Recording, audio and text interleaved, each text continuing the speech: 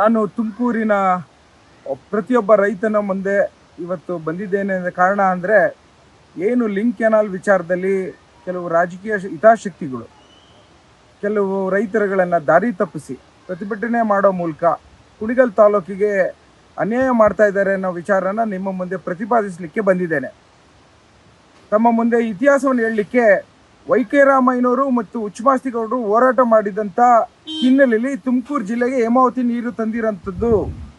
ಆಗಿಂದಲೂ ಸುಮಾರು 20 ವರ್ಷದಿಂದನೂ ಕುಣಿಗಲ್ ತಾಲೂಕಿಗೆ ನಿಗದಿಯಾದ 3000 MCFT ನೀರಲ್ಲಿ ಕೇವಲ 300-400 MCFT ಬಂದಿರೋಂಥದ್ದನ್ನು ನಾನು ಅಂಕಿಅಂಶಗಳನ್ನು ತಮ್ಮ ಮುಂದೆ ತೋರಿಸ್ತೇನೆ. ಆ ಕಾರಣಕ್ಕೋಸ್ಕರ ಆ ಅನ್ಯಾಯವನ್ನು ಸರಿಪಡಿಸಲಿಕ್ಕೆ ಈ ಲಿಂಕ್ ಕೆನಾಲ್ ಬಂದಿರೋಂಥದ್ದು.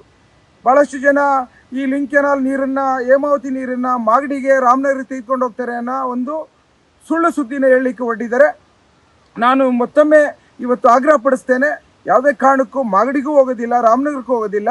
ಏನಿದು ಲಿಂಕ್ ಕೆನಾಲ್ ಬಂದಿರೋಂಥ ನೀರು ಕುಣಿಗಲ್ಗೆ ಮಾತ್ರ ಸೀಮಿತ ಅನ್ನೋದನ್ನು ಈ ಜಿಲ್ಲೆಯ ಮಗನಾಗಿ ನಿಮ್ಮ ಮುಂದೆ ವಾಗ್ದಾನವನ್ನು ಕೊಡ್ತಾ ಇದ್ದೇನೆ. ಇವತ್ತು ನಾನೊಬ್ಬ ಕುಣಿಗಲ್ ತಾಲೂಕಿನ ರೈತರ ಹಿತವನ್ನು ಕಾಪಾಡಬೇಕಾದಂಥದ್ದು ನನ್ನ ಪ್ರಥಮ ಕರ್ತವ್ಯ.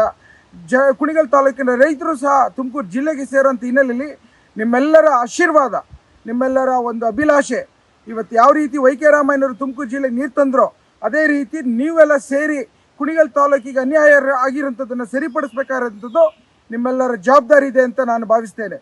ಸಹೋದರತ್ವದ ಸಮಪಾಲಿನ ಒಂದು ಹಂಚಿಕೆಯ ವಿಚಾರದಲ್ಲಿ ನಮ್ಮ ಪಾಲಿನ ನೀರನ್ನು ಮಾತ್ರ ತೆಗೆದುಕೊಂಡು ಹೋಗ್ಲಿಕ್ಕೆ ಈ ಲಿಂಕ್ ಕೆನಾಲ್ ಬಂದಿರೋಂಥ ಕಾಮಗಾರಿ.